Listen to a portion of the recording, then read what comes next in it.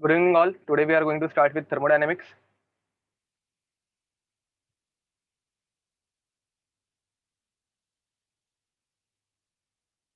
Okay. Now thermodynamics is made up of two words. अच्छे से देखो, एकदम सिंपल चैप्टर है और पूरा का पूरा हमारे डे टू डे लाइफ से रिलेटेड है. ठीक है. अब थर्मोडायनेमिक्स में दो वर्ड्स है. दो कौन से वर्ड्स है? एक है thermo and second one is dynamics. ठीक है. अब थर्मा मतलब क्या? तो थर्मा मतलब हीट और इल्स टेम्परेचर. एंड डायनामिक्स मतलब क्या? तो मोशन. तो what we are going to learn in this chapter, we are going to learn about motion of heat. ठीक है. हीट कहां से कहां पे फ्लो करेगी, कौन से डायरेक्शन में जाएगी, कितनी फ्लो हो सकती है और कितनी फ्लो हो रही है, ये सारी चीजें हम लोग इस चैप्टर में कवर करने वाले हैं. ठीक है. तो डे टू लाइफ के एग्जाम्पल सारे आने वाले हैं, कुछ ऐसे नया नहीं है. ठीक है. तो एक इंपॉर्टेंट चीज याद रखना,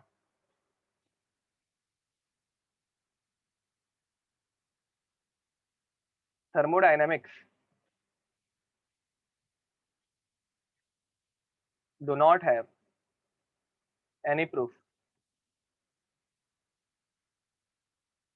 or derivations. ठीक है. कुछ लोग ये देख के ही एकदम उछल पड़े रहेंगे कि ये तो सही है. ठीक है. तो it does not have any proof और डेरिवेशन. तो it is based on it is based on everyday observation. ठीक है. तो हर दिन हम लोग जो कुछ ऑब्जर्व करते हैं ना, तो उससे देख के ही हम लोगों ने ये डिराइव किया कि हाँ, ऐसा कुछ होता है. इसमें ऐसे बड़े बड़े लंबे चौड़े कुछ प्रूफ नहीं है. तुम लोगों को थोड़ा बहुत एक आध दूसरे डेरिवेशन कराऊंगा, बहुत छोटी छोटी डेरिवेशन है. ऐसे कुछ बहुत बड़ा हम लोग इसमें पढ़ने वाले हैं या फिर फिजिक्स जैसी कुछ बड़ी चीजें देखने वाले हैं, ऐसा कुछ नहीं होने वाला है यहाँ पे. ठीक है. तो चलो स्टार्ट करते हैं फिर एक बार थर्मोडायनेमिक्स से. एकदम सिंपल से स्टार्ट करते हैं. पहली बात मतलब एक सिंपल एग्जांपल लेते हैं, तुम लोगों को आइडिया आ जाएगी. मेरे पास ऐसे एक मस्त चाय का ग्लास है. ठीक है. गरम गरम चाय. जिस किसी को कॉफी पसंद है, मुझे कॉफी पसंद है क्योंकि, तो वो कॉफी समझ लो. ठीक है. तो ऐसा एक मस्त चाय का ग्लास है, सॉसर पे रखा है. ग्लास नहीं, सॉरी, कप है. एंड अब गरम है तो ऑब्वियसली तुम लोगों को दिखेगा कि इसमें से ऐसे हीट नहीं, सॉरी, वेपर्स बाहर निकल रहे हैं. ठीक है. अब मुझे बताओ, यहाँ पे, हाँ, जिस किसी को दूध अच्छा लगता है तो दूध है, उकाल है. अब मुझे बताओ, यहाँ पे ये मैंने ऐसे ही रख दिया, तो ये गर्म ही रहेगा या धीरे धीरे कूल डाउन हो जाएगा?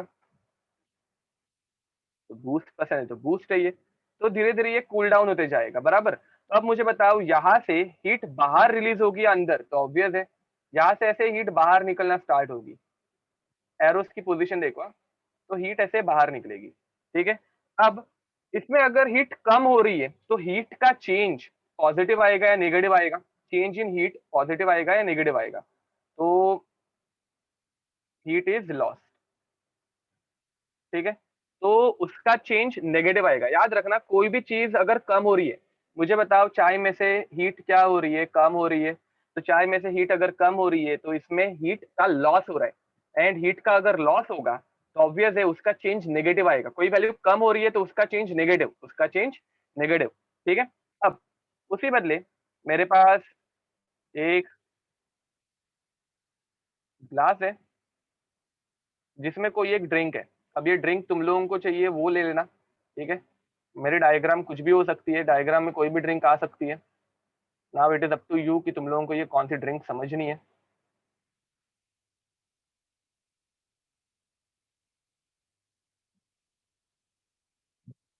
ठीक है. हाँ. तो ये हमारी ड्रिंक है. अब ये ड्रिंक कौन सी है वो तुम लोग बताओ. मतलब तुम लोग पकड़ लो, कोको कोला है, मेरे ख्याल से ये कोको कोला है. तो अब ऑब्वियस है ये मस्त ठंडी ठंडी ड्रिंक रहने वाली है. तो ये ऐसे एकदम चिल्ड ड्रिंक है. अब ये चिल्ड ड्रिंक है तो ये धीरे धीरे गर्म होना स्टार्ट होगी या और ठंडी होती जाएगी? बताओ जरा. हाँ, शुगर केन जूस से समझ लो, बट ड्रिंक है. तो धीरे धीरे ये गर्म वार्म होना स्टार्ट होगी. बराबर. तो अब अगर ये गर्म होते जा रही है मतलब ऑब्वियसली यहाँ पे हीट अंदर की तरफ जाने वाली है, समझ रहे हो? ठीक है, तो यहाँ पे हीट अंदर की तरफ जाएगी। अब मुझे बताओ यहाँ पे हीट इज लॉस्ट और हीट इज गेन्ड, तो obviously over here heat is gained.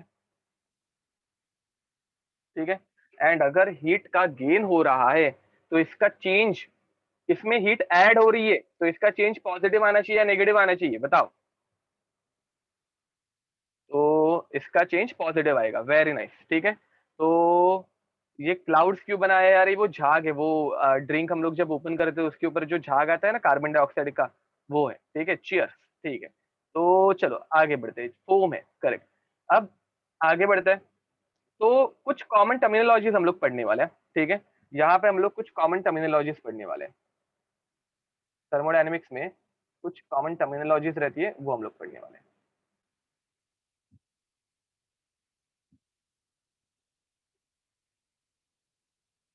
Okay, तो सबसे पहले तो आता है सिस्टम।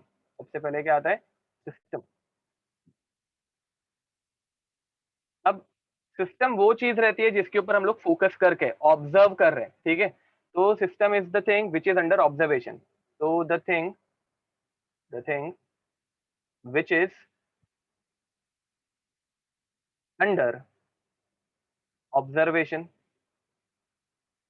तो ऊपर की तरफ ये चाय का कप और ये जूस का कप हम लोग दोनों ऑब्जर्व कर रहे थे कि इसमें हीट कहाँ पे ऐड हो रही है और कहाँ पे लूज हो रही है।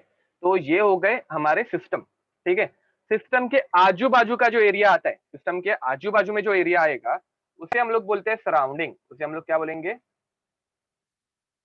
सराउंडिंग। ठीक है, तो सराउंडिंग मतलब क्या? तो एवरीथिंग रेस्ट देन सिस्टम। ठीक है, तो everything other than system, other than system. ठीक है, नाउ इन दोनों को अगर मैंने ऐड किया तो मैं बोलता हूं यूनिवर्स। तब मैं क्या बोलूंगा? यूनिवर्स। ठीक है, यूनिवर्स मतलब सिस्टम एंड सराउंडिंग, ये दोनों, सिस्टम और सराउंडिंग ये दोनों बनाएंगे यूनिवर्स। ठीक है, अब कुछ बच्चे पूरा ऐसे के लिए कबे इतना पूरा यूनिवर्स तो नहीं। हम लोग अगर एक रूम में एक चाय का ग्लास रख रहे हैं तो वो रूम हो गई मेरी सराउंडिंग एंड वो चाय का ग्लास हो गया मेरा सिस्टम। ठीक है, तो वो रूम पूरी की पूरी बाहर से अगर मैं देखूंगा तो वो हो गया यूनिवर्स।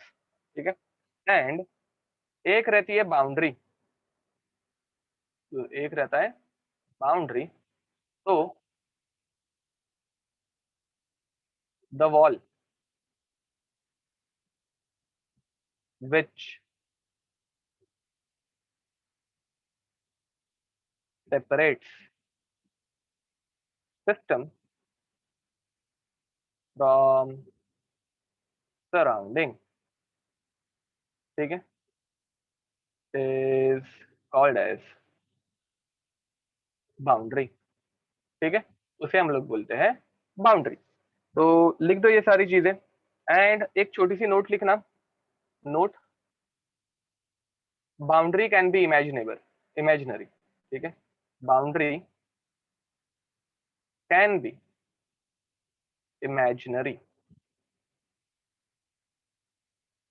ठीक है, करेक्ट बोल रहे हो कोमल। तो ये छोटी छोटी टर्मिनोलॉजीज है। अब मैंने इनको ऐसे स्वीट एंड शॉर्ट फॉर्म में लिख के दे दिया है, बट टेक्स्ट बुक में तुम लोगों को ऐसे बड़ी बड़ी डेफिनेशन दिखेंगी एंड बोर्ड्स में ऐसी डेफिनेशन पूछी जाती है। Define system, define surrounding which is define universe. ठीक है, तो वो तुम लोगों को अच्छे से लिखना है। ठीक है, तो चलो मैं होमवर्क तुम लोगों को दे ही दूंगा, तब तुम लोगों को टेक्स्ट बुक रेफर करके उसके आंसर्स लिखने हैं। हर एक ने टेक्स्ट बुक अभी तक खरीदी होगी। अब आगे बढ़ते हैं। नाउ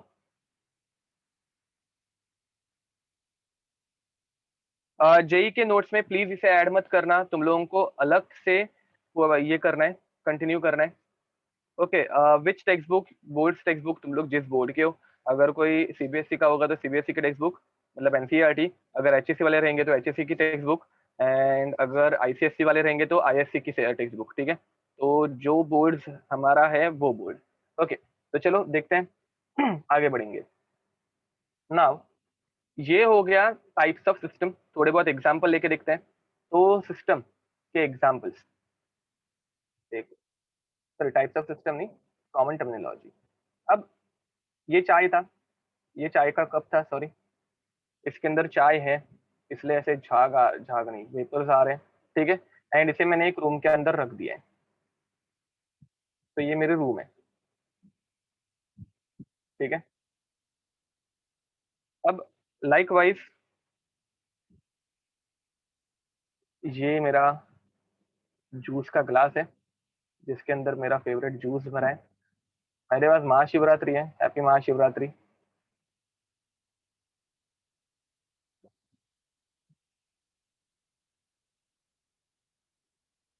कोई बाहर जाके जूस वूस पी मत लेना, you know what I mean. तो ये मेरा जूस का ग्लास है, एंड ये भी मैंने एक रूम में रख दिया, ठीक है। अब मुझे बताओ, अगर मैं रूम को बाहर की तरफ से देख रहा हूँ, बाहर से अगर मैं रूम को देख रहा हूँ, तो इसे मैं क्या बोलूंगा? ये पूरी चीज हो गई मेरी, सॉरी, ये पूरा चीज मेरा बन गया यूनिवर्स, ठीक है। तो एवरीथिंग इज माई यूनिवर्स, ठीक है, एवरीथिंग इज माई यूनिवर्स। ये पूरा जो रूम है वो है मेरा यूनिवर्स, ओके।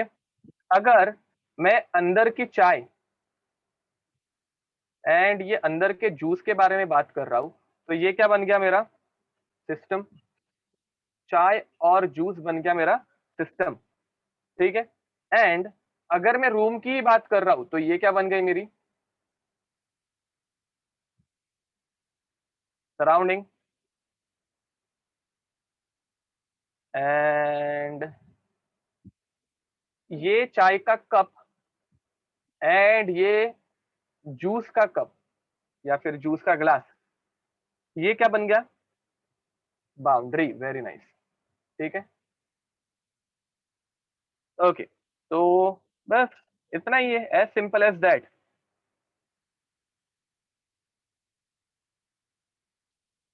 चलो आगे बढ़ते हैं।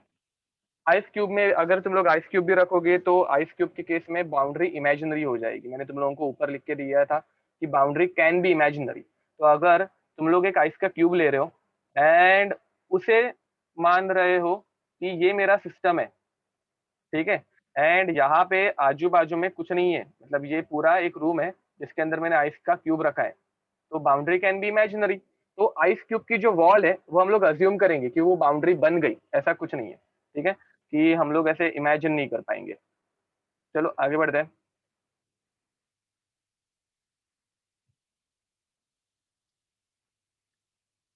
हाँ, एंड इट इज वेरिएबल, वो चेंज होते भी रहेगी क्योंकि मेल्ट होते होते बाउंड्री वापस कम होते जाएगी, ठीक है। चलो अब आगे बढ़ते हैं। यूनिवर्स, कोई तो यूनिवर्स के लिए क्वेश्चन मार्क पूछ रहा है। देखो, पूरा ये बॉक्स जो मैंने बनाया है, ये पूरी की पूरी room, that is my universe, ठीक है, दैट इज माई यूनिवर्स। अच्छा, ये स्पेलिंग मिस्टेक तुम लोग बोल रहे हो क्या? देखो, स्पेलिंग मिस्टेक अगर बता रहे हो तो वो मत बताओ, वो चलता है। एंड ये पूरी जो रूम है वो मेरी बन गई यूनिवर्स, ठीक है,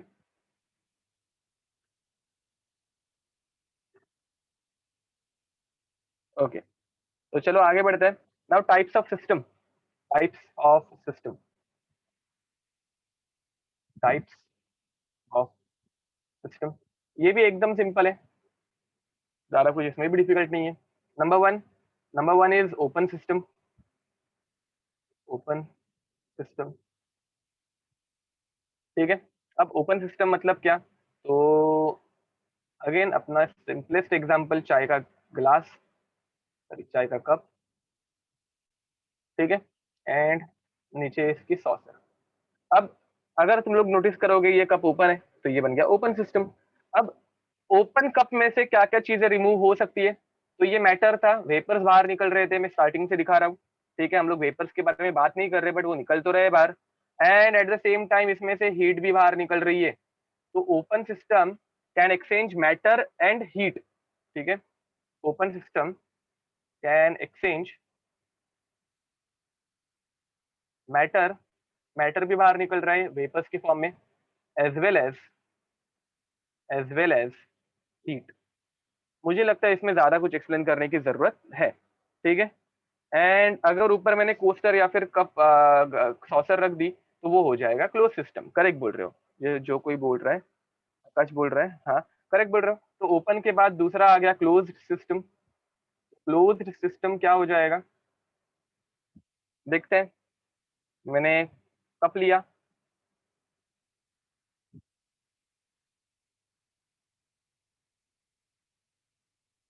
एंड जो सॉसर पहले ऊपर थी, सॉरी पहले नीचे थी, उसे मैंने अभी ऊपर रख दिया। अब मुझे बताओ, इसको मैंने ढक दिया है। अब ढक देने के बाद जहां से मैटर बाहर निकल पाएगा क्या, वेपर्स बाहर आ पाएंगे क्या, बिल्कुल नहीं। बट हीट मतलब एनर्जी बाहर आ सकती है, ठीक है। तो over here can exchange energy but not matter, ठीक है। समझ में आ गया होगा। अब मुझे एनर्जी का भी ट्रांसफर रोकना है। मेरे पास एक चाय है, मैं पिकनिक पे जा रहा हूँ या फिर किधर बाहर जा रहा हूँ, एंड मुझे वो 2-3 घंटे बाद पीनी है और मुझे गरम गरम चाय पीनी है। तो मैं उसको क्या करूंगा, किसमें पुट करूंगा, वेरी नाइस, थर्मास फ्लास्क। तो third type of system is insulated. Insulated नहीं, सॉरी, ये हमेशा मैं करता हूँ, आइसोलेटेड। आइसोलेटेड सिस्टम, ठीक है। तो नेक्स्ट इज आइसोलेटेड सिस्टम, ठीक है। And what is the meaning of isolated system, तो थर्मस फ्लास्क, मेरे पास ऐसा एक मस्त थर्मस फ्लास्क है,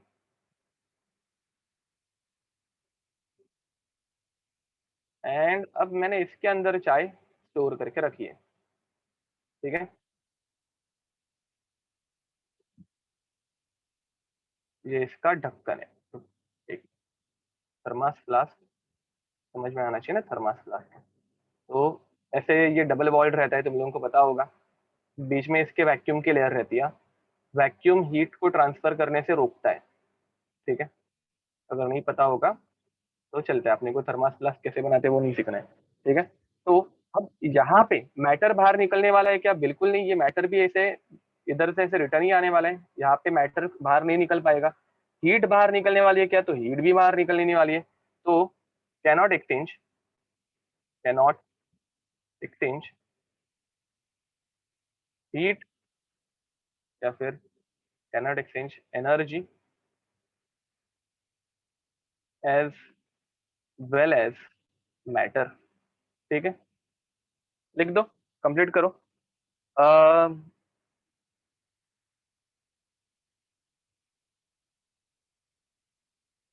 चलो आगे बढ़ते हैं।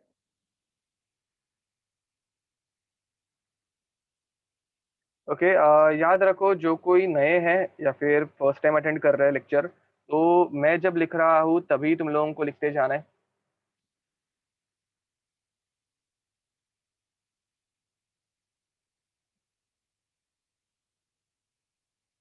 एनर्जी मैटर एक्सचेंज मतलब, देखो, फर्स्ट वाले में वेपर्स बाहर निकल रहे थे, चाय बाहर उड़ते जा रही है, दिख रही है, तो ये मैटर है।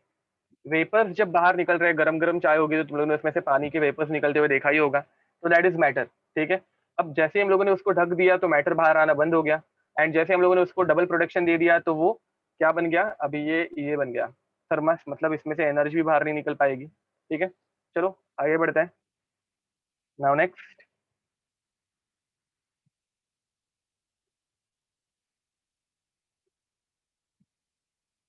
टाइप्स ऑफ प्रॉपर्टीज, ठीक है। तो दो टाइप की प्रॉपर्टी रहती है। एक रहते हैं extensive property, number one is properties. अभी हम लोग देख रहे हैं, हम लोग कॉमन टर्मिनोलॉजी देके करके देखते जा रहे हैं। पहले हम लोगों ने सिस्टम, सराउंडिंग और यूनिवर्स देखा। उसके बाद हम लोग अभी देख रहे थे टाइप्स ऑफ सिस्टम, जिसमें ओपन, क्लोज्ड और आइसोलेटेड, ये तीन सिस्टम थे। अब हम लोग देखने वाले प्रॉपर्टीज, ठीक है। तो अभी हम लोग प्रॉपर्टीज देखने वाले सिस्टम की, अलग अलग प्रॉपर्टीज रहती है, for example mass, volume, temperature, pressure, energy, तो ऐसी अलग अलग प्रॉपर्टीज रहती है। तो उन अलग अलग प्रॉपर्टीज के बारे में अभी हम लोग डिस्कस करने वाले हैं, ठीक है। तो एक प्रॉपर्टी है extensive property, extensive property.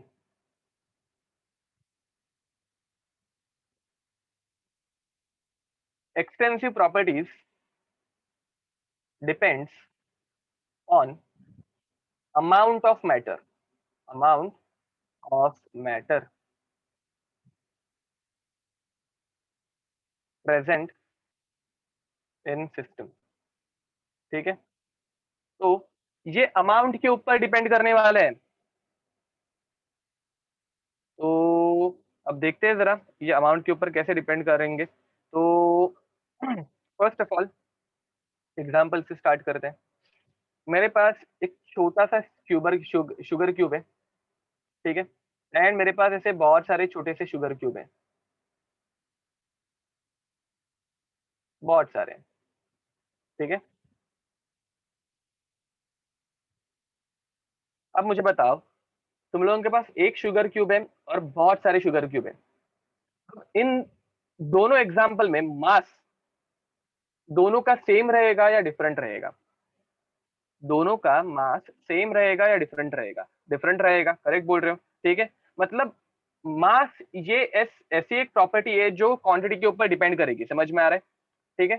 Similarly मुझे बताओ इन दोनों का वॉल्यूम सेम रहेगा या डिफरेंट रहेगा? तो आई गेस वॉल्यूम भी एक ऐसी क्वांटिटी है जो अमाउंट के ऊपर डिपेंड कर रही है, ठीक है। बट अगर मैंने तुम लोगों को बोला इन दोनों का टेम्परेचर, इस एक शुगर क्यूब का टेम्परेचर और इन 5 शुगर क्यूब्स का टेम्परेचर सेम रहेगा या डिफरेंट रहेगा? तो मुझे बताओ क्या लगता है। अब टेम्परेचर सेम रहेगा, ठीक है। अगर एक ही रूम में रखा है मैंने तो इन दोनों का टेम्परेचर सेम रहेगा। तो टेम्परेचर, ठीक है, टेम्परेचर ये कौन से टाइप की प्रॉपर्टी हो गई? तो ये हो गई इंटेंसिव प्रॉपर्टी जो हम लोग आगे पढ़ने वाले। बट इसके पहले मास वॉल्यूम ये कौन सा टाइप की हो गई? तो एक्सटेंसिव प्रॉपर्टी हो गई, ठीक है। तो एक्सटेंसिव प्रॉपर्टीज में एग्जांपल रखो। Example is mass, volume, and तुम लोग ऐसी बहुत सारी अलग अलग प्रॉपर्टीज सोचते जा सकते हो, ठीक है। अब नंबर ऑफ मोल्स किसी ने तो यहाँ पे लिखा है, तो number of moles etcetera etcetera etcetera, ठीक है। ऐसे तुम लोगों को बहुत सारी प्रॉपर्टीज मिल जाएंगी। अब इंटेंसिव प्रॉपर्टी देखते हैं। Intensive properties.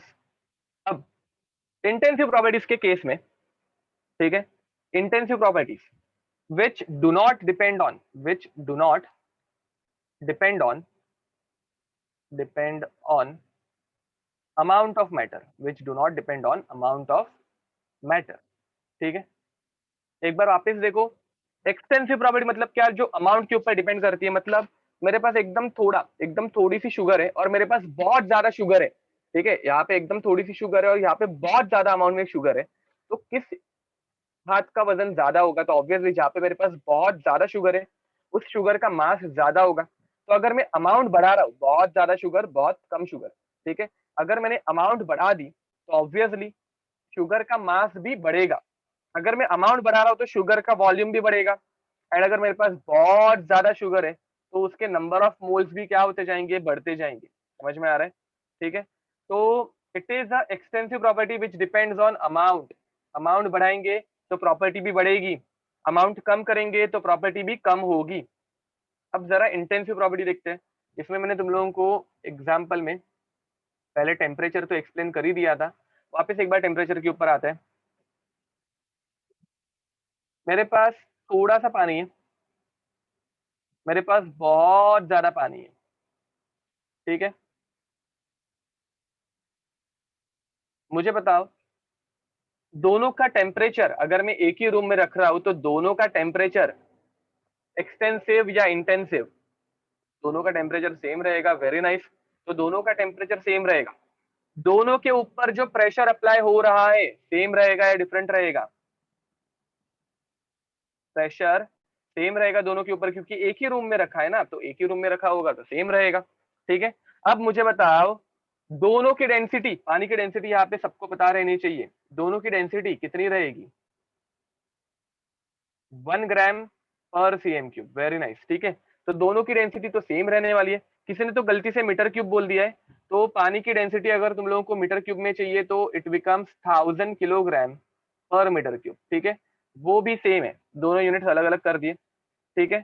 सरफेस टेंशन पे हम लोग नहीं जाएंगे। Surface area, okay, surface area different रहेगा दोनों का। अगर सरफेस एरिया पूछा तो वो डिफरेंट है, तो वो एक्सटेंसिव प्रॉपर्टी में आ गया, ठीक है। बट आगे बढ़ते हैं, मुझे बताओ कॉन्सेंट्रेशन दोनों का सेम है। कॉन्सेंट्रेशन यहाँ पे एक इंटेंसिव प्रॉपर्टी बन जाएगी, तो दोनों का कॉन्सेंट्रेशन मुझे बताओ, तो दोनों का कॉन्सेंट्रेशन भी सेम रहेगा। अभी के लिए कुछ बच्चों को ये समझने के लिए डिफिकल्ट होगा, एंट्रेंस में हम लोग देख लेंगे वो पार्ट, ठीक है। तो मुझे बताओ,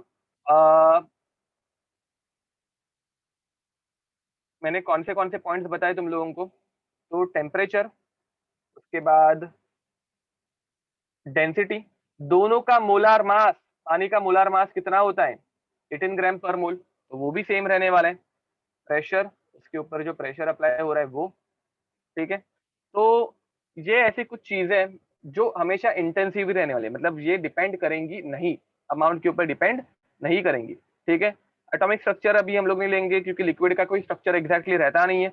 विस्कोसिटी, दोनों की विस्कोसिटी सेम रहने वाली है, ठीक है। तो पानी है, पानी की थिकनेस थोड़ी ना चेंज होने वाली है, viscosity is nothing but thickness, ठीक है। तो चलो अभी के लिए इतने पॉइंट सफिशिएंट हो गए। तो ये दो टाइप की प्रॉपर्टीज है, ठीक है, तो ये लिख लो।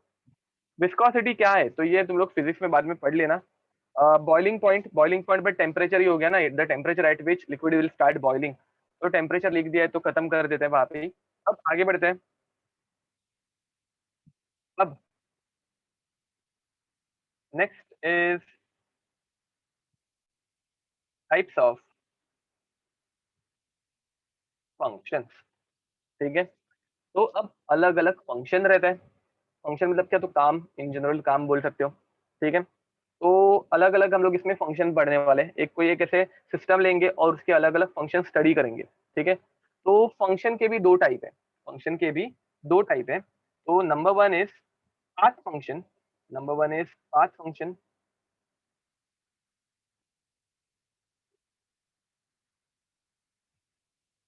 And number two is state function, state function, ठीक है। तो एक है पाथ फंक्शन, दूसरा है स्टेट फंक्शन। पाथ फंक्शन, अब देखो, पाथ फंक्शन नाम पे ही दिखाई दे रहा है, it will depend on, depends on path followed, path followed in a process, in a process, ठीक है। It depends on path. अब इसका एग्जांपल कैसे लेंगे, तो चलो देखते हैं। एंड उसी बदले स्टेट फंक्शन अगर पूछा है तो it does not depend on path, ठीक है। तो पहले मैं पाथ फंक्शन एक्सप्लेन करने वाला हूँ, स्टेट फंक्शन हम लोग बाद में देखेंगे। तो चलो देख लेते हैं। अज्यूम करो मेरे पास एक बिल्डिंग है, बड़ी सी बिल्डिंग, ठीक है, बहुत बड़ी बिल्डिंग।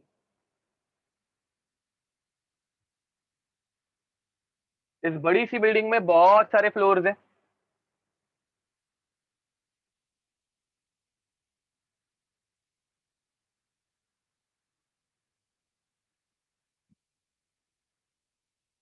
एंड ये तुम लोगों को समझ में आ रहा होगा, ये ऊपर जाने के लिए स्टेयरकेस है,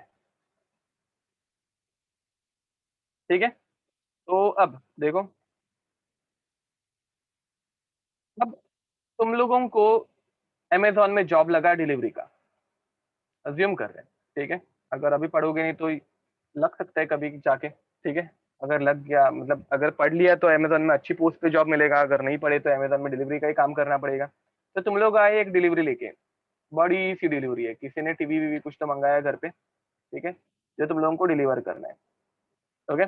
तो ये तुम लोगों का डिलीवरी है। हाँ, अगर अच्छे से पढ़ोगे तो सीईओ का जॉब लगेगा, अगर अच्छे से नहीं पढ़े तो तुम लोगों को ये ऐसा ही काम कुछ करना पड़ेगा। एंड हाँ, पार्ट टाइम जॉब भी कर सकते हो, इंजीनियरिंग करते करते, अच्छे कॉलेज में इंजीनियरिंग कर रहे हो और पार्ट टाइम तुम लोग डिलीवरियां कर रहे हो रात को, चलेगा, वो भी कर लेना, कोई प्रॉब्लम नहीं। अब ऊपर जाने के लिए तुम लोगों के पास एक रास्ता तो दिख रहा है, लिफ्ट, स्टेयरकेस से जाओ, ठीक है। अब और एक रास्ता है,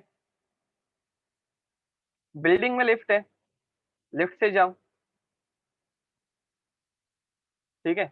ये बिल्डिंग की लिफ्ट है, लिफ्ट से जाओ और ऊपर पहुंच जाओगे। ये ऊपर जाके यहाँ पे लिफ्ट ओपन होने भी वाली है, ठीक है, मतलब ऊपर तक टेरेस तक लिफ्ट है अपने बिल्डिंग में, ठीक है, अपनी बिल्डिंग है ना, कुछ भी मैंने बनाई है तो कुछ भी हो सकता है। अब और एक रास्ता है कि यहाँ पे ऐसे एक रस्सी बांधी हुई है, तो रस्सी से ऊपर चढ़ के ही जाओ। समझ में आ रहे हैं? तो मुझे बताओ, अब मुझे बताओ, यहाँ पे तुम लोग कौन से रास्ते से जाओगे तो तुम लोगों को इजी गिरेगा? यहाँ पे तुम लोग कौन से रास्ते से जाओगे तो तुम लोगों को इजी गिरेगा? तो लिफ्ट से जाओगे, परफेक्ट। अब समझो कि लिफ्ट बंद है, तो तुम लोग कौन से रास्ते से जाना प्रेफर करोगे? लिफ्ट बंद है तो तुम लोग कौन से रास्ते से जाना पसंद करोगे? तो स्टेयरकेस से जाना पसंद करोगे, बराबर बोल रहे हो, स्टेयरकेस से ऊपर जाओगे, ठीक है। एंड अगर स्टेयरकेस भी बीच में से टूट गई तो तुम लोगों को रोप से जाना पड़ेगा, और रोप से जाते वक्त तुम लोगों की क्या हालत होगी वो तुम लोग इमेजिन कर सकते हो, ठीक है। तो मुझे बताओ, तुम लोगों ने, हाँ, एक काम करो, उसी बदले काम छोड़ के घर पे चले जाना, ठीक है, ऐसे टाइम पे। बट हाँ, अगर रस्सी टूट गई तो तुम लोग ही टूट जाओगे, वो अलग बात है। हाँ, कल आएंगे, आज डिलीवरी हो नहीं सकती, बराबर। अब मुझे बताओ, तुम लोगों ने लिफ्ट क्यों चूज किया?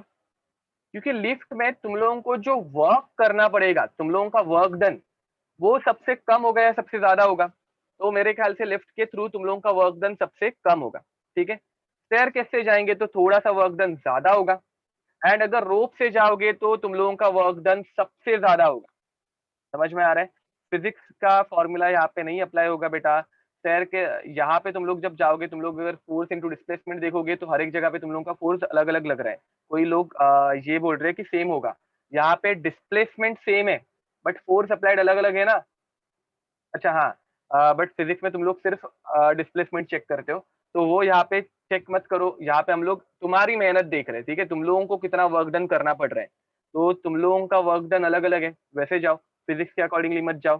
तो अब यहाँ पे अगर तुम लोग देखोगे तो तुम लोगों को जो वर्क डन करना पड़ रहा है वो अलग अलग है। तो लाइक वाइज पाथ अगर चेंज होगी, ठीक है, पाथ अगर चेंज होगी तो तुम लोगों को अलग अलग वर्क डन करना पड़ेगा।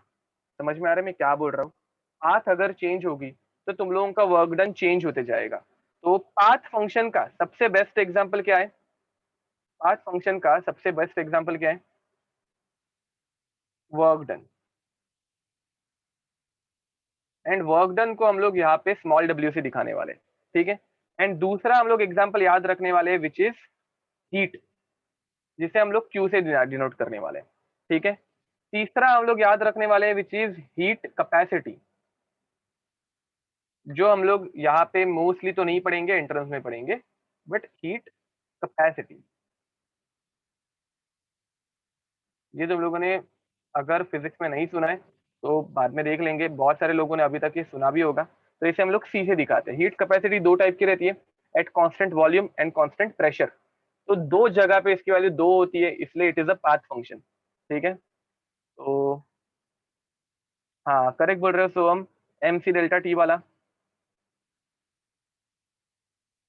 हीट कैसे है वो हम लोग बाद में देखेंगे, मैं तुम लोगों को बाद में प्रूव करूंगा, अभी तक हम लोगों ने हीट का डिस्कशन करना स्टार्ट नहीं किया है, तो इसीलिए।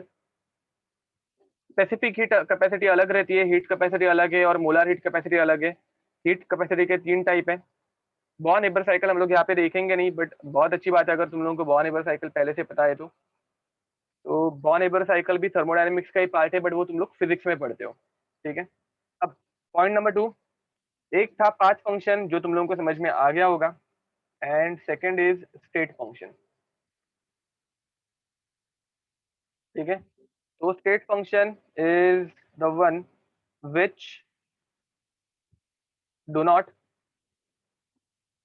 डिपेंड ऑन पाथ फॉलोड, ठीक है। तो इसके मैं एग्जांपल दे रहा हूं, ऊपर वाले ये तीन छोड़ के थर्मोडायनेमिक्स में बाकी सारे के सारे स्टेट फंक्शंस है, ठीक है, तो याद रह जाएगा।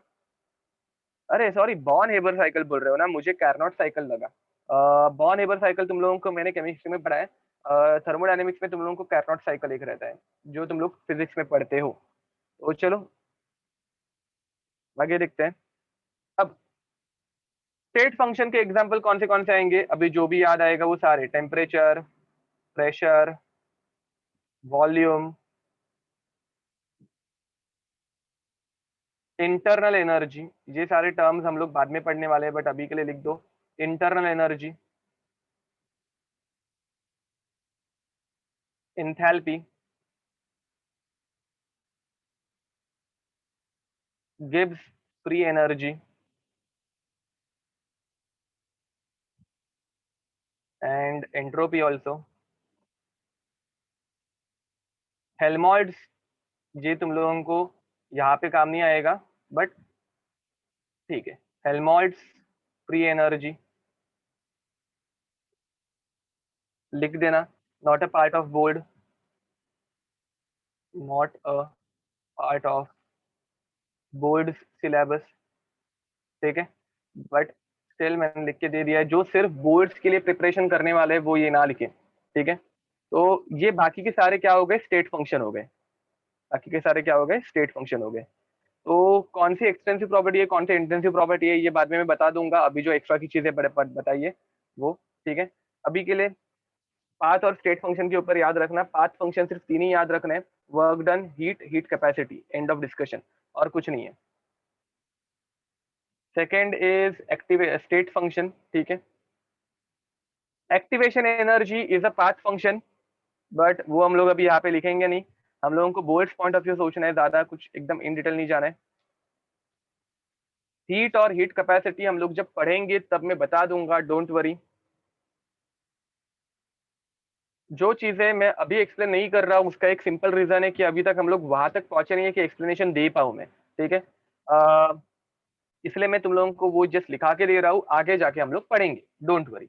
इसी चैप्टर में पढ़ाऊंगा, ऐसे कुछ नहीं है कि इस चैप्टर में लिखो और नेक्स्ट चैप्टर में पढ़ाऊंगा, ऐसा भी लॉजिक नहीं है। इसी चैप्टर में सारी चीजें कवर हो जाएंगी। अब नेक्स्ट इज टाइप्स ऑफ, देखो अभी हम लोग ने क्या देखा, फंक्शंस देखे, ठीक है। अभी हम लोग देखने वाले टाइप्स ऑफ प्रोसेस, अलग अलग टाइप की प्रोसेस रहती है, तो वो अभी हम लोग देखने वाले टाइप्स ऑफ प्रोसेसेस।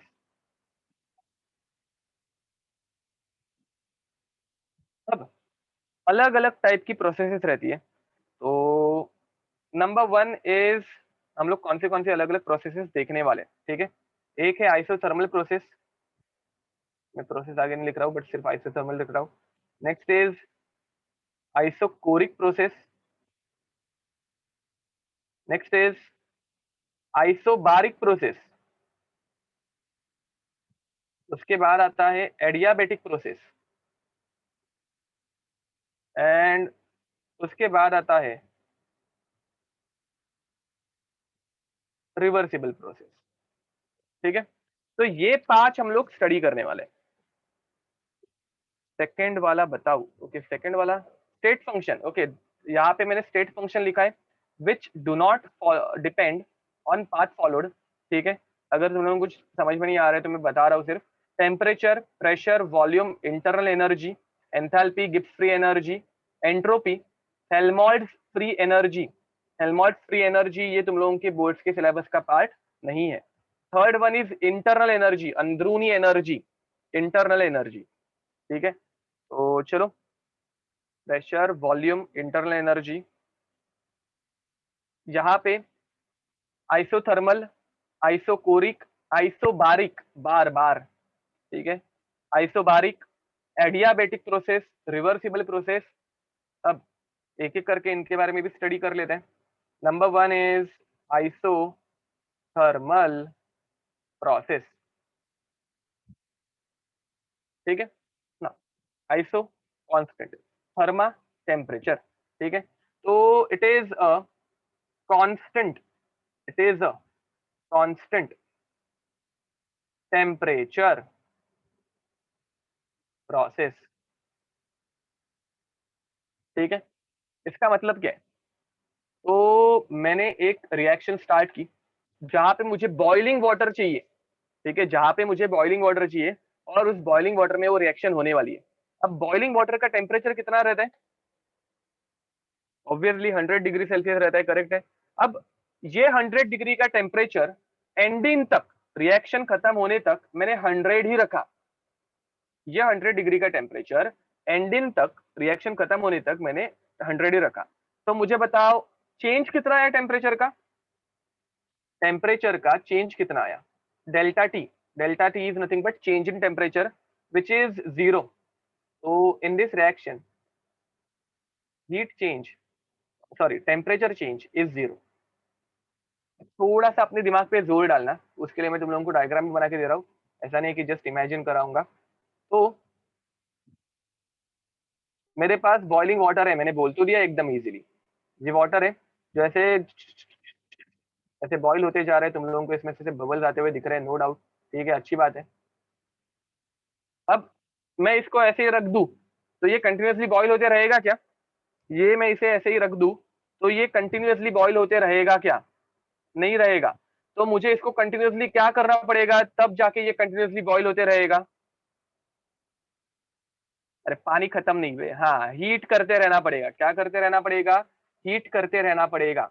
तो मुझे बताओ, टेम्परेचर 100 डिग्री रहने वाला है, टेम्परेचर 100 डिग्री रहने वाला है, बट मैं इसको कंटिन्यूअसली हीट कर रहा हूं, इसे मैं कंटिन्यूअसली हीट कर रहा हूं, तो चेंज इन हीट जीरो है क्या?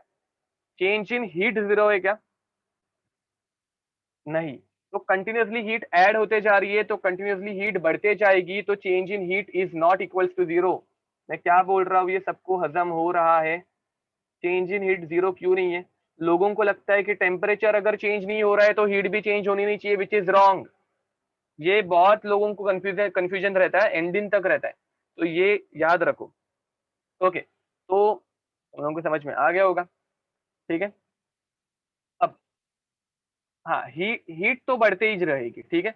अब यहाँ पे मैं टेम्परेचर सेम रख रहा हूँ, तुम लोगों का अगर टेम्परेचर सेम है तो तुम लोगों की एनर्जी बढ़ने के चांसेस है क्या? तुम लोगों का टेम्परेचर सेम है तो तुम लोगों की एनर्जी बढ़ने की चांसेस है क्या? अगर किसी को लग रहा है कि यहाँ पे मैं हीट कर रहा हूँ तो एनर्जी बढ़ते जानी चाहिए, तो एक सिंपल लॉजिक बताता हूँ, प्रूफ नहीं बता पाऊंगा मैं मैथमेटिकली यहाँ पे, बट एक सिंपल लॉजिक बताता हूँ। यहाँ पे अगर तुम लोग हीट प्रोवाइड कर रहे हो तो वैसे ये बॉईल होकर इवेपोरेट भी हो रहा है ना, मतलब वो गैस के फॉर्म में एनर्जी निकल जा रही है। मैं क्या बोल रहा हूँ अच्छे से देखो, तुम लोग नीचे से हीट कर रहे हो, वाटर एनर्जी एब्जॉर्ब कर रहा है, उड़ जा रहा है। हीट दे रहे हो, वाटर एनर्जी एब्जॉर्ब कर रहा है, उड़ जा रहा है। हीट दे रहे हो, एनर्जी एब्जॉर्ब की, उड़ गया।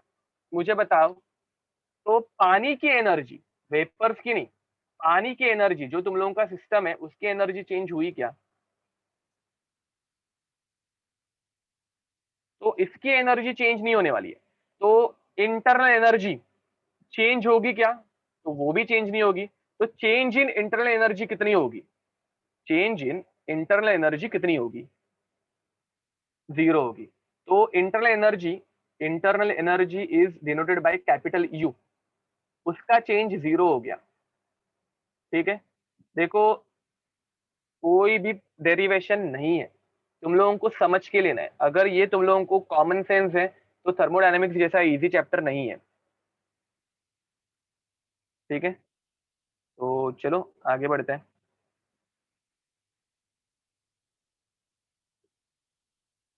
ओके, करेक्ट बोल रहे हो प्रणव, जितनी एनर्जी आएगी उतनी एनर्जी वेपर्स लेके उड़ जाएंगे, ठीक है।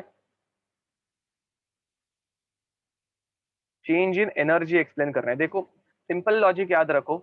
अगर किसी चीज का टेम्परेचर चेंज नहीं हो रहा है, अगर किसी चीज का टेम्परेचर ही चेंज नहीं हो रहा है तो उसकी एनर्जी भी चेंज नहीं होगी। ये एक सिंपल लॉजिक याद रखना। यहाँ पे कैसे हो रहा है, देखो मैं नीचे से इसको हीट करे जा रहा हूँ, ये मेरी हीट है, मैं इसको कंटिन्यूसली हीट करे जा रहा हूँ, हाँ। अब वो हीट पानी में चली गई, एक्सेप्टेड, वो हीट पानी में चली गई, बट बाद में उसको वेपर्स लेके उड़ गए। तो मुझे बताओ, वाटर की हीट चेंज होगी क्या? सॉरी, वाटर की हीट बोल रहा हूँ, वाटर की एनर्जी चेंज होगी क्या? जो एनर्जी मैंने दी वही एनर्जी वेपर्स लेके उड़ गए, तो उसकी एनर्जी चेंज नहीं होगी, ठीक है। इसका लेक्चर टू होगा ना? अरे इसका लेक्चर टू होगा ही, ऑब्वियस है, एक दिन में हम लोग थोड़ी ना खत्म कर पाएंगे।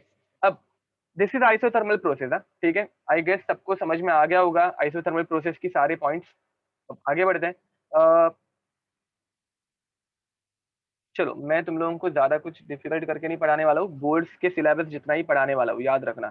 तो next is isobaric process, isobaric process. अब व्हाट इज बार? बार वो चीज है, बताओ बार का मीनिंग क्या है? बार क्या है? हाँ बराबर, bar is the unit of pressure. For science students it should be a unit of pressure, ठीक है।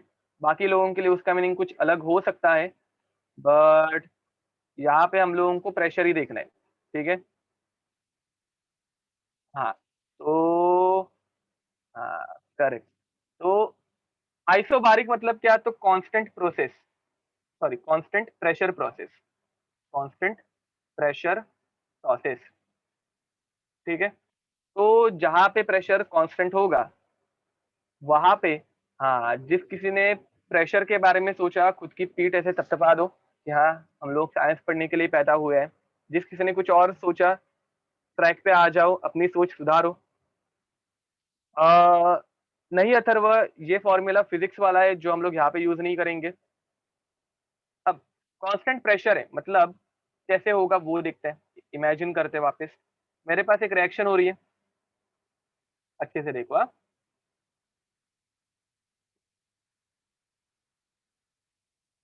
ये एक टेस्ट ट्यूब है, टेस्ट ट्यूब को मैंने बंद करके रखा है, टेस्ट ट्यूब को मैंने बंद करके रखा है, ठीक है। मुझे बताओ टेस्ट ट्यूब के अंदर प्रेशर कितना होना चाहिए। अच्छा, सेकंड वाज आइसोकोरिक, ठीक है, डजंट मैटर, आइसोबारिक पहले पढ़ लेते हैं, उसके बाद आइसोकोरिक पे जाएंगे। तो टेम्परेचर 1 एटमॉस्फेयर रहना चाहिए, वेरी नाइस, ठीक है। अंदर मैंने एक गैस रखी है, अंदर मैंने एक गैस रखी है, ठीक है। अब अंदर की तरफ एक गैस है, एंड इस गैस को मैंने हीट करना स्टार्ट किया। अब देखो, आइसोथर्मल नहीं है, टेम्परेचर चेंज हो सकता है, हीट भी चेंज हो सकती है, हम लोगों को प्रेशर कांस्टेंट रखना है, ठीक है। मैंने इसको हीट करना स्टार्ट किया, मुझे बताओ प्रेशर चेंज होगा या नहीं होगा। हाँ, सो हम करेक्ट बोल रहे हो। जिस किसी ने स्टेट्स ऑफ मैटर पढ़ा है उसको इसका आंसर आएगा। तो यहाँ पे प्रेशर चेंज होगा या नहीं होगा, अच्छे से सोच के बताओ। मैं कंटिन्यूअसली हीट करे जा रहा हूँ, प्रेशर चेंज होगा या नहीं होगा। जिस किसी ने हाँ बोला है और इंक्रीज बोला है, दोनों करेक्ट है, दोनों के दोनों करेक्ट है। याद रखो Gay Lussac's law, when we heat a container pressure will increase, pressure is directly proportional to temperature. हम लोगों ने ये स्टेट्स ऑफ मैटर में पढ़ा हुआ है, ठीक है। तो यहाँ पे प्रेशर चेंज होगा। अब अगर समझो मैंने इस कंटेनर को ओपन कर दिया, अगर समझो मैंने इस कंटेनर को ओपन कर दिया, अब मुझे बताओ प्रेशर कितना होगा। इनिशियली इसका प्रेशर था 1 एटमॉस्फेयर, याद रखो। मैंने इनिशियली प्रेशर कितना था वही बताना भूल गया ना। इनिशियल क्या था, तो इनिशियल ऑब्वियसली 1 एटमॉस्फेयर था, मैंने क्वेश्चन तो पूछा था। इनिशियली इसका टेम्परेचर 1 एटमॉस्फेयर था, एंड ढका हुआ कंटेनर है जिसको मैं हीट करे जा रहा हूँ। तो हीट करूंगा तो ऑब्वियस है गैसेस कोलाइड करना स्टार्ट करेंगे और कोलिजन की वजह से टेम्परेचर प्रेशर बढ़ते जाएगा। अब मैं क्या कर रहा हूँ, अभी मैंने इस कंटेनर को ओपन कर दिया। अब ओपन करूंगा तो क्या होगा, प्रेशर वापस कम होगा, बढ़ेगा, क्या होगा बताओ। हाँ ना रे, बराबर। देखो जिस किसी ने ये नहीं किया है, आज घर पे तुम लोग एक्सपेरिमेंट कैरी आउट करना। तुम लोग एक कंटेनर लो पानी का और उसे हीट करना स्टार्ट करो, उसके ऊपर एक ढक्कन रख दो। तो उसके बाद वो कंटेनर के ऊपर की वो लिड जो है वो ऐसे हिलना स्टार्ट होती है। क्यों हिलना स्टार्ट हो रही है, क्योंकि पानी उसके ऊपर प्रेशर अप्लाई कर रहा है। मैं क्या बोल रहा हूँ समझ में आ रहा है। एक कंटेनर लो, उसके ऊपर लिड मतलब ढक्कन रख दो, पानी गर्म करना स्टार्ट करो। थोड़ी देर के बाद वेपर्स आना स्टार्ट होंगे और वो कंटेनर को धक्का मारना स्टार्ट करेंगे, that is nothing but pressure. जैसे ही तुम लोगों ने उस लिड को निकाल दिया, ढक्कन हटा दिया, तो प्रेशर क्या हो जाता है, गायब हो जाता है। मैं क्या बोल रहा हूँ समझ में आ रहा होगा। तो आइसोबारिक प्रोसेस कौन से कंटेनर में कैरी आउट करोगे, ओपन कंटेनर या क्लोज कंटेनर। तो ये कैरी करते हैं हम लोग ओपन कंटेनर में। अरे समझा, ओपन कंटेनर क्यों वो समझ में आ रहा होगा सबको। कुकर का भी एग्जांपल ले सकते हो। कुकर जब तुम लोग बंद करके रखते हो तो तुम लोगों को पता है कि कितना प्रेशर जनरेट होता है, उसकी वजह से सिट्टी बजना स्टार्ट होती है। जैसे हम लोग कुकर ओपन करते हैं, तो गर्म कुकर अगर ओपन करोगे जो ना नहीं करना चाहिए, तो वो ढक्कन उड़ जाता है, पता होगा, ठीक है। चलो अब आगे बढ़ते हैं। तो आइसोबारिक प्रोसेस ओपन कंटेनर में कैरी आउट की जाती है, ये तुम लोगों को हजम हो गया होगा। एंड यहाँ पे डेल्टा पी, ठीक है, यहाँ पे delta P pressure change zero रहेगा, क्योंकि कांस्टेंट प्रेशर है ना, इनिशियली 1 एटमॉस्फेयर, एंडिंग में भी 1 एटमॉस्फेयर, ठीक है। तो प्रेशर, अरे एटमॉस्फेरिक, देखो ओपन कंटेनर अगर हम लोग यूज करेंगे तो कंटिन्यूअसली एक एटमॉस्फेरिक प्रेशर ही रहेगा, ठीक है। अगर तुम लोग ओपन कंटेनर यूज कर रहे हो तो एटमॉस्फेयर जो प्रेशर अप्लाई कर रहा है उतना ही प्रेशर रहेगा, विच इज 1 एटमॉस्फेयर। तो आइसोबारिक प्रोसेस हमेशा ओपन कंटेनर में ही कैरी आउट की जाएंगी। अब तो delta P is equals to 0, nothing else. इधर हम लोगों को इतना ही याद रखना है, इतना याद रख पाओगे ना? ओके, अब नेक्स्ट आगे बढ़ते हैं। Third, third is isochoric process. Isochoric process, ठीक है। अब आइसोकोरिक प्रोसेस में वॉल्यूम कांस्टेंट रहता है, ठीक है। It is nothing but constant volume process. यहाँ पे वॉल्यूम कांस्टेंट रहेगा। अब वॉल्यूम कांस्टेंट है तो देखते हैं क्या होता है, ठीक है। तो सेम एग्जांपल, मेरे पास थी एक टेस्ट ट्यूब,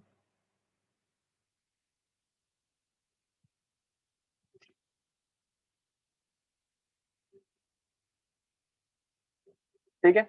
एंड इस टेस्ट ट्यूब के में एक कोई एक गैस थी, इस टेस्ट ट्यूब में एक कोई गैस थी। अब याद रखो, तुम लोग वॉल्यूम किसका देखोगे? तो तुम लोग वॉल्यूम ऑफ गैस देखोगे, बराबर कि नहीं? ठीक है, तो हम लोगों को वॉल्यूम ऑफ गैस देखना है। मैंने इस टेस्ट ट्यूब को हीट करना स्टार्ट किया, मैंने इस टेस्ट ट्यूब को हीट करना स्टार्ट किया। अब मैं हीट करूंगा तो गैस का वॉल्यूम सेम रहेगा या चेंज होगा? बढ़ेगा या कम होगा वो हम लोग देख के हो चुके हैं। अभी के लिए सेम होगा या चेंज होगा? तो यहाँ पे चेंज होगा और वॉल्यूम इंक्रीज होगा। वेरी नाइस, ठीक है। तो अब तुम लोगों को गैस का वॉल्यूम जितना है उतना ही रखना है, तो तुम लोग क्या करोगे? ऐसे एक ढक्कन लो और इसको बंद कर दो। अब मैंने इसको जैसे ही बंद किया, लिड लगा दिया, तो तुम लोग इसको कितना भी हीट करो, कुछ होने वाला है क्या? कुछ नहीं होगा। प्रेशर इंक्रीज होगा बट वॉल्यूम कांस्टेंट रहेगा। तो isochoric processes are carried out in closed containers. ये कहाँ पे कैरी आउट की जाएंगी? तो क्लोज कंटेनर्स में, ठीक है। चलो, तो ये हो गया आइसोकोरिक प्रोसेस। आई होप अभी तक सब जन फॉलो कर रहे हैं। Isochoric process, constant volume. यहाँ पे हम लोगों को याद रखना है delta V is equals to 0, ठीक है। ओके, अब आगे जाके हम लोग एक फॉर्मूला देखने वाले हैं, वो मैं अभी के लिए तुम लोगों को जस्ट दिखा रहा हूँ, मतलब लिख के दे रहा हूँ। W is equals to minus P external delta V. ये आगे फॉर्मूला आने वाला है, ठीक है। अब वॉल्यूम अगर कांस्टेंट है तो आइसोकोरिक प्रोसेस में डेल्टा वी 0, डेल्टा वी 0 तो वर्क डन कितना होगा? 0। W is nothing but work done. तो ये वर्क डन का फॉर्मूला आगे आएगा, बट अभी से अगर हम लोगों को दो तीन चीजें पता रहेंगी तो इट डजंट हर्ट, ठीक है। तो ये फॉर्मूला आगे मैं डिराइव करके तो दे दूंगा, बट अभी से ये थोड़ा लिख के रखो। तुम लोगों को रिवीजन के टाइम पे नोट्स जब रीड करोगे तो अच्छा लगेगा कि हाँ, ये तभी अपने को पहले से पता होगा, ठीक है। तो ये जस्ट लिख के रखना, आगे मैं बताने ही वाला हूँ। अब fourth process is adiabatic process and W is capital, ठीक है। तो adiabatic process is a constant heat process. अब मुझे बताओ, ये एक कांस्टेंट हीट प्रोसेस है, तो यहाँ पे हीट चेंज होगी क्या? यहाँ पे हीट चेंज नहीं होगी, यहाँ पे हीट चेंज नहीं होगी। समझ में आ रहा है? बट टेम्परेचर चेंज हो सकता है क्या? तो हाँ, टेम्परेचर चेंज हो सकता है। तो delta T is not equals to 0, ठीक है। Delta T is not equals to 0, okay. हाँ, बाय द वे, एक मेरी तरफ से एक छोटा सा डाउट है, देखो।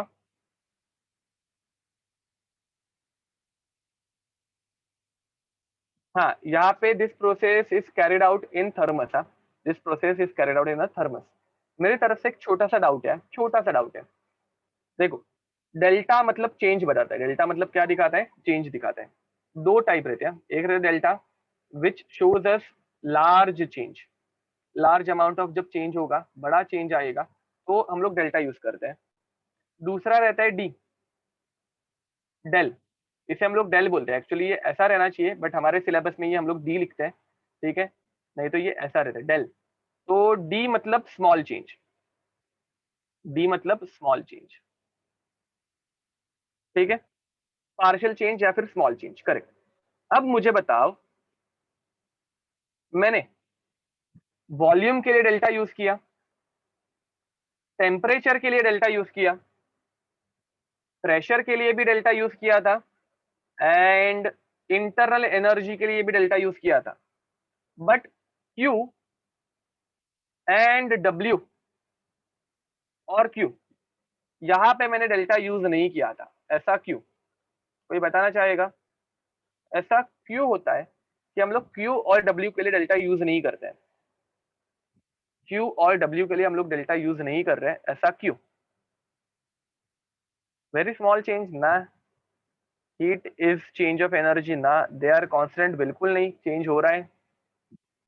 स्मॉल चेंजेस जीरो नहीं, दैट चेंज इज नेग्लिजिबल, अरे नेग्लिजिबल रहेगा या फिर बहुत छोटा होगा तो हम लोग डेल यूज करेंगे, बड़ा चेंज होगा तो डेल्टा यूज करेंगे। स्टेट डू नॉट चेंज नहीं। हाँ Rajdeep, your answer is correct. अभी थोड़ी देर पहले हम लोगों ने देखा था, एंड और किसी ने तो आंसर भेजा है, प्लसीबो, नहीं Placido, I don't know who this is. Okay, even your answer is correct. अपने नाम अच्छे से रखो जरा, अजीबो गरीब मत लिखना। ओके चलो मैं बता देता हूँ। तो डेल्टा, ये सिंबल हम लोग पाथ फंक्शंस के लिए यूज नहीं करते हैं, ठीक है। डेल्टा यूज ना करने का रीजन यही है कि it is they are a path function, ठीक है। वो पाथ फंक्शंस है, फिजिक्स में तुम लोग यूज करते हो, याद रखो, फिजिक्स में तुम लोग यूज करोगे तो डजेंट मैटर।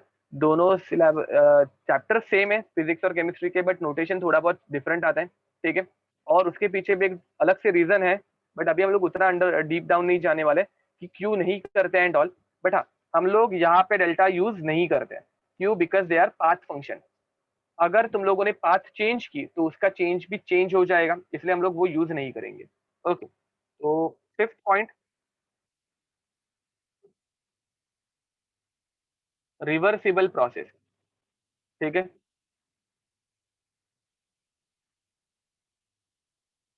केम और फिजिक्स के थर्मो में बहुत माइन्यूट डिफरेंस है, इतना भी ज्यादा नहीं है। बस तुम लोग यहाँ पे थर्मो केमिस्ट्री भी पढ़ते हो, फिजिक्स में तुम लोग थर्मो केमिस्ट्री नहीं पढ़ते हो, ठीक है। इतना ही डिफरेंस है और कुछ नहीं। चलो, तो रिवर्सिबल प्रोसेस के बारे में सोचते हैं। अब रिवर्सिबल प्रोसेस एक इंटरेस्टिंग प्रोसेस है, ठीक है। पहले मैं कुछ पॉइंट्स लिख के दे रहा हूँ और उसके बाद हम लोग ये करेंगे कि उसका एग्जाम्पल देखेंगे कि what is the meaning of reversible and irreversible, ठीक है। तो रिवर्सिबल प्रोसेस से स्टार्ट करते हैं। तो reversible process is carried out in infinite numbers of steps, ठीक है। तो रिवर्सिबल प्रोसेस ये इनफाइनाइट नंबर ऑफ स्टेप से बनी रहती है। इसका मीनिंग 2 मिनट में तुम लोगों को मैं बताऊंगा, डोंट वरी, ठीक है। Eight any point, eight any point this process can be reversed, can be reversed bye infinitesimal, by infinitesimally greater opposing force. अब बहुत लोगों के लिए इनफाइनाइटिसिमली ये एक नया वर्ड होगा। तो इनफाइनाइटिसिमली मतलब वेरी वेरी स्मॉल, ठीक है। मतलब एक greater force, greater opposing force, but वो नॉर्मल फोर्स से थोड़ा सा ज्यादा है। अगेन मीनिंग्स में तुम लोगों को थोड़ी देर में एक्सप्लेन करने वाला हूं, पहले पॉइंट्स लिखते जाओ।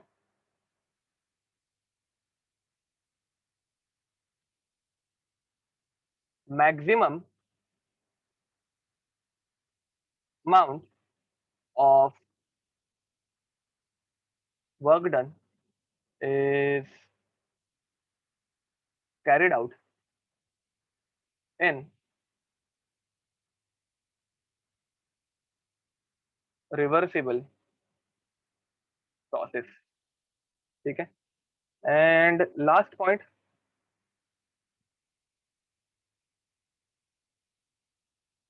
reversible processes do not exist in nature. ये नेचर में नहीं होती है, ठीक है?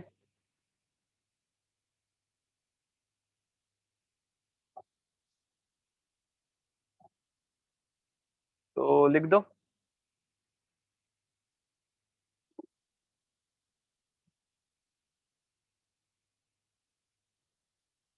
ओके, तो अब मैं तुम लोगों को एक डे टू डे लाइफ का एग्जांपल पहले देने वाला हूँ, फिर हम लोग जो स्टडी करने वाले वो देखेंगे, ठीक है? तो लेट्स स्टार्ट।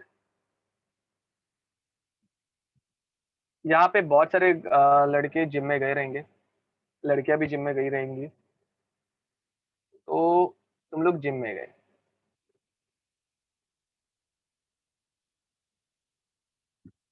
ठीक है? डे टू डे लाइफ का एग्जांपल जिम वाला, ये तुम लोगों का हाथ है। अभी के लिए तुम लोग ऐसे बिल्डर नहीं बने हो ना, इसलिए थोड़ा कम मजबूत है, इतना अच्छा नहीं, ठीक है? दुबला पतला हाथ, ठीक है? अभी अभी जिम करना स्टार्ट कर रहे हो, ठीक है? तो अब जिम में गए हो, एंड अभी अभी तुम लोगों ने जस्ट जिम करना स्टार्ट किया है। देख लो, किसी को स्क्रीनशॉट लेना है तो ले लो। अब यहाँ पे तुम लोगों ने नई नई जिम स्टार्ट की है, तुम लोगों को कुछ आइडिया नहीं है कि कैसे जिम करते हैं, and this is the dumbbell जो अभी तुम लोग उठाने वाले हो।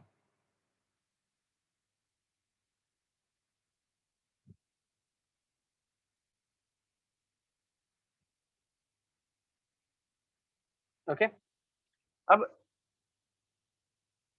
इनफाइनाइटिजमली मतलब वेरी वेरी स्मॉल, ठीक है? अब तुम लोगों को समझ में आ जाएगा क्या कैसे हो रहा है, जरा यहाँ पे फोकस करो।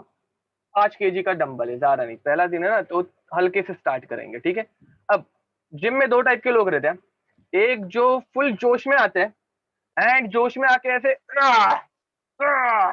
ऐसे डायरेक्ट फोर्सफुली उठाते हैं, कभी देखा है उनको तुम लोगों ने? ठीक है? तो जिम में दो टाइप के लोग आते हैं, एक रहता है जो ऐसे झुक एकदम जोर से उठाएगा, ठीक है? जो नया नया रहता है वो ऐसे ही काम करेगा। ये प्रोसेस, अब मुझे बताओ, जब तुम लोग ऐसे एकदम जोर से उसको पुल करोगे, तो तुम लोग बीच में कभी उसके हाथ को रोक पाओगे क्या? अगर तुम लोग उसको ऐसे एकदम पावरफुली खींच रहे हो, तो तुम लोग बीच में कभी उसके हाथ को रोक पाओगे? नहीं। मतलब उस प्रोसेस को रिवर्स कर पाओगे? मतलब उस प्रोसेस को हम लोग रिवर्स कर पाएंगे कभी भी नहीं। क्यों? क्योंकि वो एकदम फ्रैक्शन ऑफ सेकंड में उसको ऊपर लेके जा रहा है, ठीक है? ये सबको समझ में आ गया होगा, and hence this process is irreversible, correct? हाँ, एंड अब आगे बढ़ते हैं। दूसरा, थैंक यू वरुण। अब दूसरा एक लेते हैं एग्जाम्पल, एक एग्जाम्पल जो पुराना आदमी रहता है, जो एक्चुअल में उसके बाइसेप्स बहुत बड़े हैं, ठीक है? ठीक है? तो उस वो कैसे जिम करेगा, मतलब वो कैसे इसको उठाएगा? तो हाँ, ये मेरा ही हाथ है, ऐसे समझ लो। अब वो इसको आराम से उठाता है, ऐसे धीरे धीरे, हल्लू हल्लू, ठीक है? ऐसे हल्लू हल्लू ऐसे उठाएगा, बराबर क्या नहीं? देखा होगा तुम लोगों ने, जिसके डोले शोले एकदम बड़े रहते हैं ना, वो इनको ऐसे आराम से उठाता है। ये चाहिए तो करके देखना, ठीक है? तो एकदम आराम से उठाएगा, एंड फिर आराम से ऐसे नीचे लेके जाएगा। एक्चुअली मैं इसको आराम से कर रहा होता है, मेरा हाथ बीच में नहीं आ रहा है, ऐसे आराम आराम से करेगा। अब मुझे बताओ, जब मैं ऐसे इसको स्लो करूंगा, तो तुम लोग कभी भी एक पॉइंट पे इस हाथ को ऐसे वापस रिवर्स में लेके जा पाओगे? थोड़ा सा ज्यादा फोर्स लगाना पड़ेगा। मैं क्या बोल रहा हूँ समझ में आ रहा है? ठीक है? अब एक सिंपल एग्जांपल, आज घर पे जाकर ऐसे 2 लीटर की बॉटल या फिर 1 लीटर की वाटर बॉटल उठाना, और दोनों मेथड ट्राई करना, डायरेक्ट ऊपर ऊपर उठाने के लिए, और धीरे धीरे ऐसे 10-12 बार करके देखना, तुम लोगों को कहाँ पे ज्यादा प्रेशर फील होगा। एकदम जोर से ऊपर उठाओगे तब, या जब तुम लोग आराम से उठाओगे तब? अगर किसी के घर पे डंबल रहेगा तो डंबल से कर लो बाबा, बहुत बिल्डर बन रहे हो तो आराम से उठाने के वक्त तुम लोगों को बहुत अच्छे से प्रेशर फील होगा, वर्क डन वहां पे ज्यादा फील होगा, बराबर क्या नहीं? ठीक है? या फिर एररलेस से करो, बराबर अपने पास बड़ी बड़ी बुक्स है, उससे जिम करना स्टार्ट कर दो, पढ़ाई तो नहीं होती होगी, तो उससे जिम करना स्टार्ट करो। अब यहाँ पे जब तुम लोग आराम से उठाओगे तो अच्छा खासा प्रेशर फील होगा, आराम से जब उठाओगे तो तुम लोगों को अच्छा खासा प्रेशर फील होगा। तो मुझे बताओ ज्यादा वर्क डन कहाँ पे हुआ, पहले वाले में विच वॉज इरिवर्सिबल, या सेकंड वाले में विच इज रिवर्सिबल? तो this is my reversible process. हाँ, रिवर्सिबल प्रोसेस। तो रिवर्सिबल प्रोसेस जो है उसमें पहली चीज तो तुम लोग मैक्सिमम वर्क डन करते हो, इसलिए जिम में जब तो वो ट्रेनर बोलता है ना, तो वो बोलता है कि भाई आराम आराम से उठाओ, तो तुम लोगों को मसल पे से स्ट्रेस आता है और वो फटने वटने स्टार्ट हो जाते हैं, नए मसल जब बिल्डअप होते हैं तो वो बड़े बड़े बनते हैं, ठीक है, ऐसा कुछ। तो हम लोगों को धीरे धीरे उठाना है। एंड अब second, it is carried out in infinite number of steps. समझ में आ रहा है? धीरे धीरे जब उठाओगे तो थोड़ा हाथ ऊपर आया और आया और आया और आया और आया और आया और आया और आया, ठीक है। तो ये अलग अलग बहुत सारे स्टेप्स में कैरी आउट होने वाले हैं। ये second process point. Next, at any point the process can be reversed by infinitesimally greater opposing force. तुम लोग यहाँ पे अगर एक दूसरा हाथ आ गया, ये बेचारा 10-15 बार इसको उठा के हो चुका है, और यहाँ से ऐसे दूसरा एक हाथ आ गया कि भाई अभी मेरी बारी, या फिर मैं इसको उंगली करूंगा, तो ये दूसरा हाथ क्या करेगा, ये 2 मिनट ना लगाए, इसको थोड़ा सा प्रेशर लगा दिया तो जुपुक नीचे आ जाएगा, ठीक है। तो ये सेम तुम लोगों को समझ में आ रहा है, मतलब मुझे क्या बोलना है? अगर दूसरे हाथ ने अपोजिंग फोर्स अटैच कर दिया थोड़ा सा भी, तो वो आज 2 सेकंड में नीचे आ जाएगा। तो hence it is the reversible process. Just give me minute, ये लिख लो, मतलब डायग्राम बनाने की जरूरत नहीं है, जिस किसी का लिखना बाकी है लिख दो।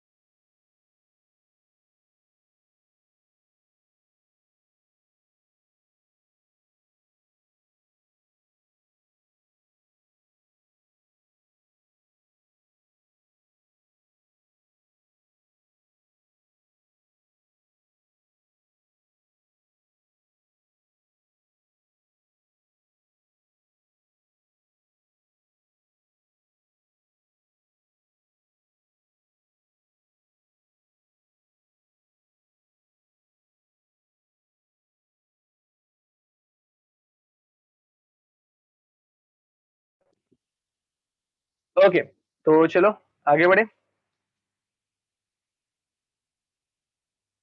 नाउ नेक्स्ट, अब ये हम लोगों को केमिस्ट्री वाइज भी तो देखना है, ठीक है। तो एक्चुअल में रिवर्सिबल प्रोसेस कैसे होती है, war, work done and all everything, ठीक है। हम लोग फॉर्मूलाज एंड एवरीथिंग हम लोग नेक्स्ट टाइम ही स्टार्ट करेंगे। अभी के लिए हम लोग जस्ट डायग्राम्स और एग्जांपल्स देखने वाले, ठीक है। चलो, तो केमिस्ट्री का एग्जांपल देखते हैं।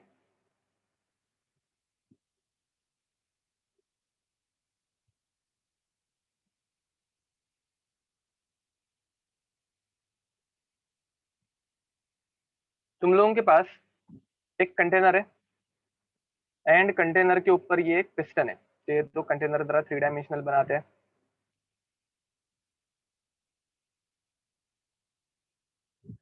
दिस इज माई कंटेनर, ठीक है। कंटेनर के अंदर और कुछ नहीं रहने वाला है, हवा रहने वाली है।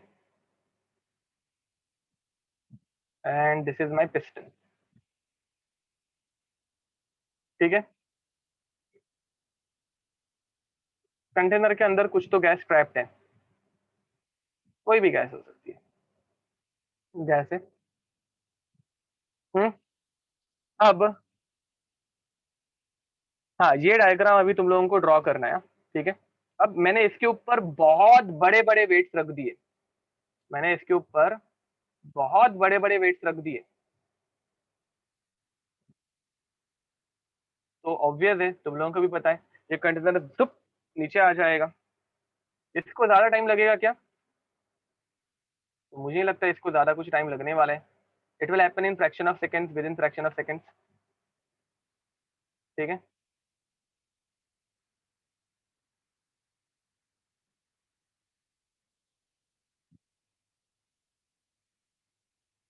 तो ये नीचे आ गया, एक पॉइंट तक नीचे आएगा, उसके बाद गैस उसको बैलेंस कर देगी, उसके वेट को, एंड ऐसा कुछ दिखेगा। ठीक है, अब मुझे बताओ, ये प्रोसेस जो मैंने तुम लोगों को बताई, जिसमें तुम लोगों ने एक ही टाइम पे बहुत बड़े बड़े वेट्स रख दिए, रिवर्सिबल या इरिवर्सिबल?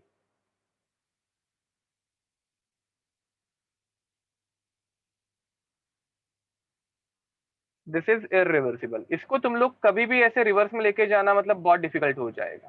ठीक है, जो कि ऐसे फ्रैक्शन ऑफ सेकेंड्स में हो गई। अब आगे बढ़ते हैं। अब ये इरिवर्सिबल था, तो रिवर्सिबल कैसे होगा वो जरा इमेजिन करने की कोशिश करते हैं। अब जरा छोटा कंटेनर बनाएंगे, रिवर्सिबल की 2-3 डायग्राम हम लोगों को बना लिए, तो और 2 डायमेंशनल कंटेनर।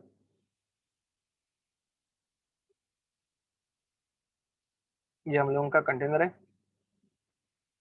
कंटेनर के अंदर एज यूजुअल कोई एक गैस ट्रैप्ड है, it can be any gas. And इसके ऊपर मैंने एक छोटू सा वेट रख दिया। अब मुझे बताओ, इसमें जो चेंज आएगा वो बहुत ड्रामेटिक ड्रास्टिक होगा या बहुत कम होगा? तो यहाँ पे वेरी स्मॉल चेंज, बराबर। तो मुझे बताओ, कौन से प्रोसेस में वर्क डन ज्यादा हुआ, ऊपर वाले या नीचे वाले?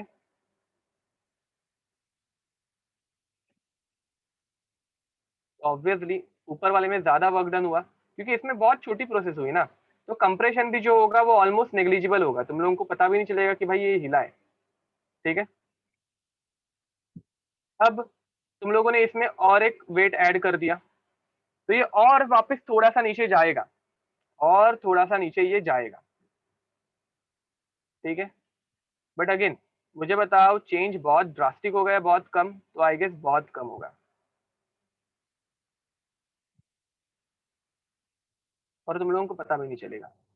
अब ऐसे ही तुम लोग कंटिन्यूअसली करते गए, ऐसे ही तुम लोग कंटिन्यूअसली करते गए, बार बार ये थर्ड वेट ऐड किया, फिर fourth, fifth, six, seven, eight, N number of times, बहुत बार किया। ठीक है, तो मुझे बताओ, हर एक में थोड़ा थोड़ा वेट होगा, और हर एक में थोड़ा थोड़ा वर्क डन ऐड होते जाएगा। अब फाइनल वर्क डन जो होगा, कंटेनर इतना नीचे आ गया, मतलब प्रेस पिस्टन इतना नीचे आ गया। ठीक है, एंड मैंने छोटे छोटे बहुत सारे वेट्स ऐड कर दिए, बहुत सारे।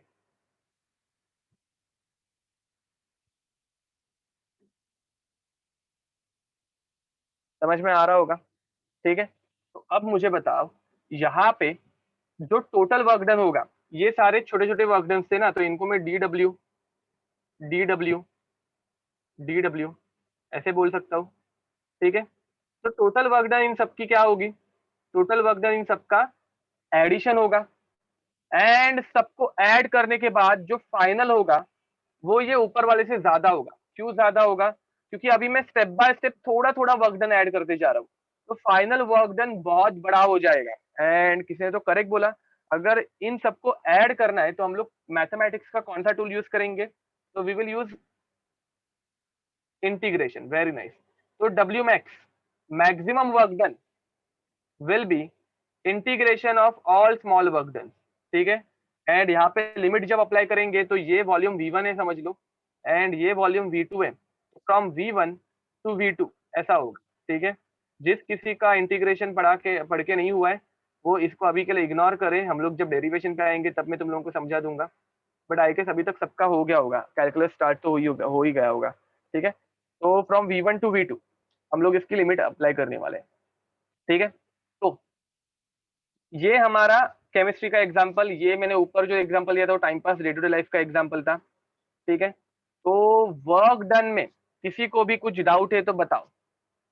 अच्छा, फिजिक्स में थोड़ा हुआ है, हाँ तुम लोगों को इनिशियली फिजिक्स में तो थोड़ा बहुत कैलकुलस किया होगा। Why it would be more? Okay, अरे सेम लॉजिक देखो, जिस किसी को कुछ डाउट है, ये सेम लॉजिक यहाँ पे जब तुम लोग डे टू डे लाइफ में ही करके देखो कि जब तुम लोग कोई प्रोसेस ऐसे स्टेप बाय स्टेप धीरे धीरे करोगे तो उसमें वर्क डन बहुत ज्यादा होगा, ठीक है। एंड जब तुम लोग एक ही पॉइंट पे करोगे तो उसमें वर्क डन बहुत कम होगा। तो सेम लॉजिक यहाँ पे हम लोगों को ऐड करना है और कुछ नहीं। अगर तुम लोगों को और कोई एग्जांपल चाहिए तो एक एकदम मस्त और सिंपल एग्जांपल देता हूँ, ठीक है। देखते हैं किस किस को मैथ्स जमता है या फिर पैसे का कैलकुलेशन आता है, ठीक है। तुम लोगों के पास कुछ पैसे हैं, कुछ भी हो सकता है, अज्यूम करो कि तुम लोगों के पास 1 लाख रुपए है। कितने? 1 लाख रुपए, ठीक है। अब देखो, रिवर्सिबल और इरिवर्सिबल इसका, हाँ बाय द वे मैंने ये रिवर्सिबल कैसे है वो बताया ना, ही भूल गया ना। अब इसको अगर मुझे रिवर्स में लेके जाना है तो मुझे बताओ, मुझे ज्यादा टाइम लगेगा क्या? मैंने ये छोटा सा वेट अगर मुझे रिमूव करना है तो मुझे ज्यादा टाइम लगने वाला है क्या? इसको रिमूव करने के लिए कुछ प्रॉब्लम नहीं है, अपने को ऐसे कुछ निकाल देंगे, खत्म बात, ठीक है। तो ये इजिली निकल सकता है। ओके, अब तुम लोगों को और एक एग्जांपल देता हूँ कि धीरे धीरे जब हम लोग कोई चीज करते हैं तो उसका इफेक्ट कैसे ड्रास्टिक हो सकता है। ये सोचना बाद में चाहिए तो घर पे आके। तुम लोगों के पास 1 लाख रुपए है और तुम लोगों के पास दो ऑप्शन है, एक है बैंक वन और दूसरी है बैंक टू, कोई भी बैंक हो सकती है, ठीक है। अब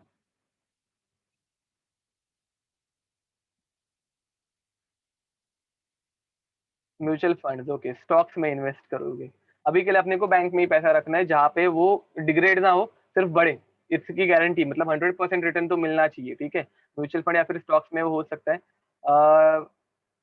बिटकॉइन में भी नहीं डालना है, डोजी कॉइन में भी नहीं, एनएससी वैनएससी कुछ नहीं करना है, ठीक है। एफडी करनी है, हाँ अब कोई तो सही बोला, एफडी करनी है अपने को बैंक में जाके, ठीक है।